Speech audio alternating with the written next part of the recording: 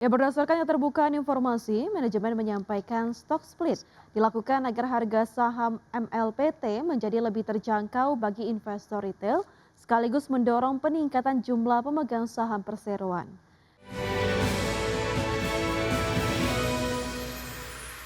PT Multipolar Teknologi Tbk berencana melakukan pemecahan nilai nominal atau stock split dengan rasio 1:5 guna meningkatkan likuiditas perdagangan saham serta memperluas akses investor retail di pasar modal. Rencana aksi korporasi tersebut akan dimintakan persetujuan kepada pemegang saham melalui RUPSLB yang dijadwalkan berlangsung di 29 Juni 2026. Ya, berdasarkan keterbukaan informasi, manajemen menyampaikan stock split dilakukan agar harga saham MLPT menjadi lebih terjangkau bagi investor retail, sekaligus mendorong peningkatan jumlah pemegang saham perseroan. Dalam aksi korporasi tersebut, perseroan akan memecah setiap satu saham menjadi 25 saham baru. Dengan demikian, jumlah saham beredar di perseroan akan meningkat dari 1,87 miliar saham menjadi 46,87 miliar saham. Sementara itu, nilai nominal saham MLPT akan berubah dari semula Rp100 per saham menjadi Rp4 per saham. Selain meningkatkan likuiditas perdagangan, stock split juga diharapkan mampu membantu pengendalian volatilitas saham, menarik investor baru, serta meningkatkan daya saing perseroan di pasar modal. Jika memperoleh persetujuan pemegang saham, perseroan akan mengajukan pencatatan saham tambahan hasil stock split pada 7 Juli 2026. Adapun perdagangan saham dengan nilai nominal baru dijadwalkan mulai berlaku pada 29 Juli 2026.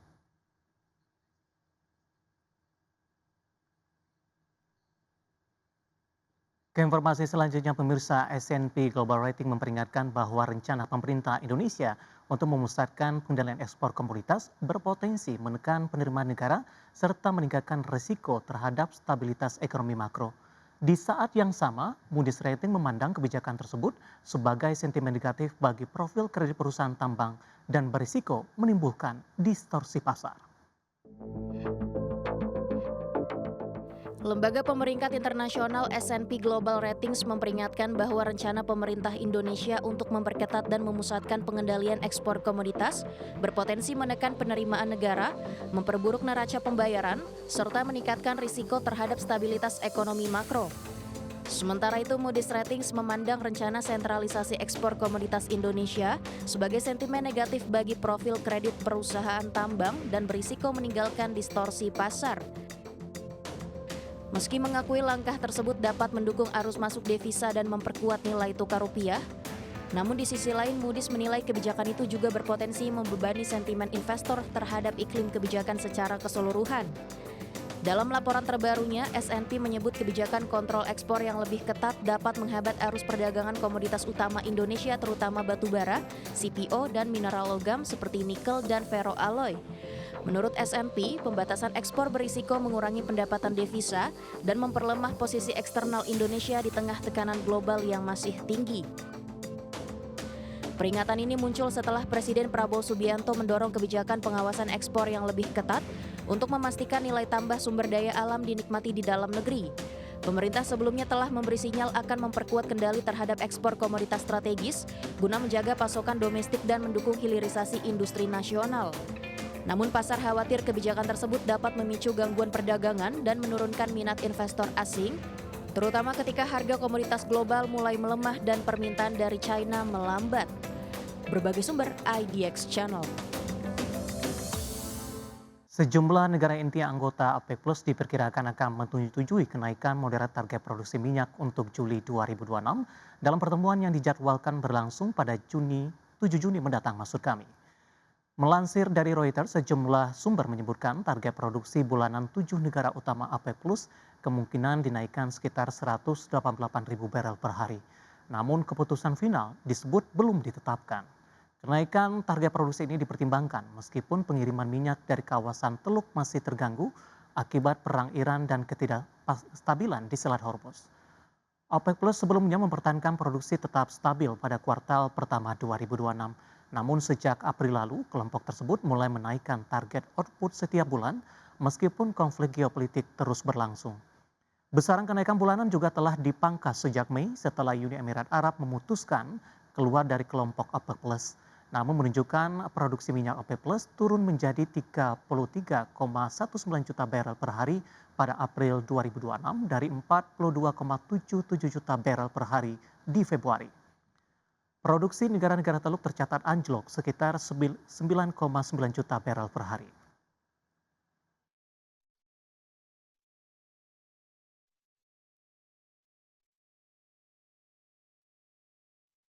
Emiten tambang PT Indika Energi Tbk membagikan dividen tunai sebesar 3,1 juta dolar Amerika Serikat atau sekitar 53,2 miliar rupiah untuk para pemegang saham. Ya, nilai pembagian dividen tersebut setara dengan 50% dari laba bersih perseroan di tahun 2025.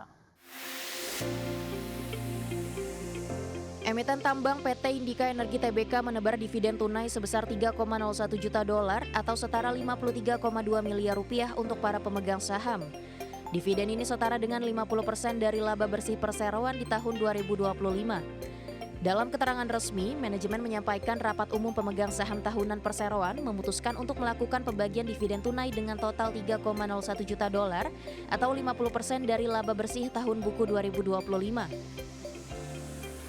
Adapun perhitungan dividen per saham dalam mata uang rupiah akan menggunakan kurs tengah Bank Indonesia pada tanggal 20 Mei 2026 dan tanggal pendistribusian dividen final tunai dijadwalkan pada tanggal 19 Juni 2026.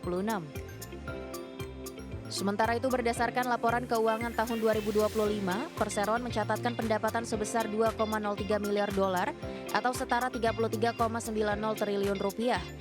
Turun 16,8% secara tahunan dibandingkan 2,44 miliar dolar atau 40,75 triliun pada 2024. Laba tahun berjalan yang dapat diatribusikan kepada pemilik entitas induk tercatat turun 40,3% menjadi 6,02 juta dolar atau 100,5 miliar rupiah dari sebelumnya di tahun 2024 sebesar 10,08 juta dolar atau 168,3 miliar rupiah. Berbagai sumber IDX Channel. Kita sudah sampai di segmen terakhir pemirsa dan kita ke informasi selanjutnya di mana Presiden Prabowo Subianto mengungkapkan selama 34 tahun di Indonesia telah terjadi praktik under invoicing atau manipulasi harga ekspor komoditas strategis nasional. Ya, Presiden menegaskan kerugian negara akibat praktik kecurangan ekspor sejak 1991 hingga 2024 diperkirakan mencapai 908 miliar dolar Amerika Serikat atau sekitar 15.400 triliun rupiah. Adapun kecurangan tersebut diantaranya praktik under invoicing adalah praktik curang importir atau eksportir yang sengaja melaporkan nilai barang dalam faktur atau invoice lebih rendah dari harga transaksi sebenarnya. Praktik under invoicing menyasar komoditas bernilai tinggi seperti minyak kelapa sawit, batu bara, dan paduan besi. 900 miliar dolar kita hilang. Bayangkan kalau 900 miliar dolar kita nikmati, kita pakai, negara apa Indonesia ini? Saudara sekalian.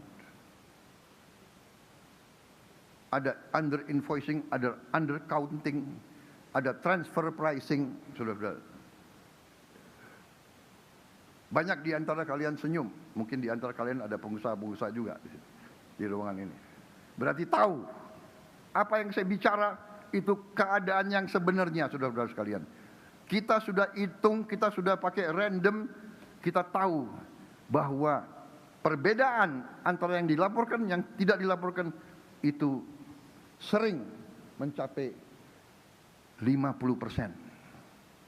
Yang dilaporkan adalah 50% dari keadaan yang sebenarnya.